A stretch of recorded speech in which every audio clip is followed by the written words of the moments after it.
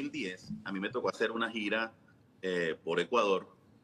Estoy hablando de música secular. Yo vivía una vida dual, vivía el dualismo. Ujú. Yo servía en la iglesia, pero los fines de semana también, como decimos en el criollo venezolano, mataba mis tigritos en locales nocturnos como músico, tocando versiones y tocando también música mía que tenía que ver con realidad social basada en lo que había aprendido en la casa salesiana.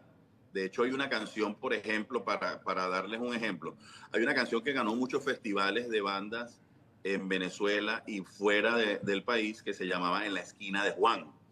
Juan era un mendigo, un indigente, un homeless, amigo mío, que todas las mañanas antes de yo irme a la misa, yo llegaba, le daba la mitad de mi arepa y me iba a la Eucaristía. Un día llegué y Juan estaba muerto. Entonces yo hice esta canción basada en esta historia de Juan, porque él murió, digo yo en la canción, por el SIDA que sufrimos los seres humanos. Síndrome de indiferencia dócilmente asumida. O sea, es decir, no tenemos empatía ni nos ponemos en el zapato del otro. Entonces, más o menos eso era mi trabajo musical que estaba haciendo para entonces. En el 2010 fui a Ecuador y una noche tenía creo que 3 conciertos y me fueron suspendidos los 3. Y yo no tenía cómo regresarme al apartamento donde estaba viviendo y llamo a mi esposa, a Alexandra, llorando. Le decía que ya yo no podía más, que ya yo no quería seguir en esto, que iba a vender mi guitarra. Bueno, mi guitarra y mi equipo los he vendido muchas veces.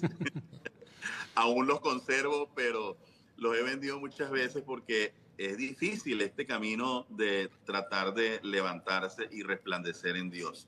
Pero en este caso, en este momento, yo estaba muy tocado porque, o sea, no tenía ni siquiera para devolverme a la casa. Me tocó esperar en el centro de Quito para regresar. Tenía 25 centavos en mi bolsillo, que era lo que valía el bus para regresar al apartamento. Y esa mañana recuerdo que iba caminando por esas calles llorando con el rosario en la mano, hacía una decena, me ponía a llorar, después se me olvidaba, después hacía la otra decena, o sea, estaba con una mezcolanza en mi cabeza. Y veo que un hombre se baja corriendo de un bus y venía hacia mí y yo dije, bueno, esto es lo que me faltaba. Me van a robar la guitarra, los efectos de sonido, todo. Y resulta que este hombre era un sacerdote amigo mío, salesiano, el padre Rafael Borges.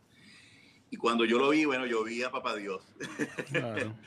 Porque, o sea, en una ciudad donde no conocía a nadie, solo con esta situación que estaba pasando a nivel profesional, verlo a él fue un aliciente.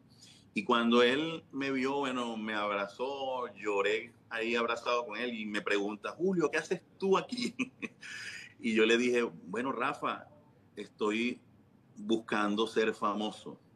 Y entonces él me miró con aquella, eso nunca se me va a borrar del corazón.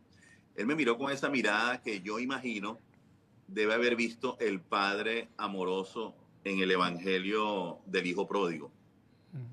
Y me miró tan tiernamente y me dijo, Julio, tú no sabes quién es el famoso. Y eso se me clavó en el corazón. Desde ese momento yo dije, bueno, ya voy a dejar todo aquí y voy a dedicarme a cantarle a él, al que es famoso. Y entonces me llevó a la casa de los salesianos, en la Inspectoría Salesiana en Quito. Canté esa mañana, desayunamos, reímos y todo lo demás. Me tocó irme a la casa con mis 25 centavos, pero con el corazón contento. Al día siguiente me llamaron para componer el himno que iba a representar al país, a Ecuador, cuando visitara la reliquia de San Juan Bosco a Ecuador, pues. Y bueno, a eso me dediqué y ahí partió, desde ese momento partió entonces lo que es esta carrera musical dentro de nuestra Iglesia Católica.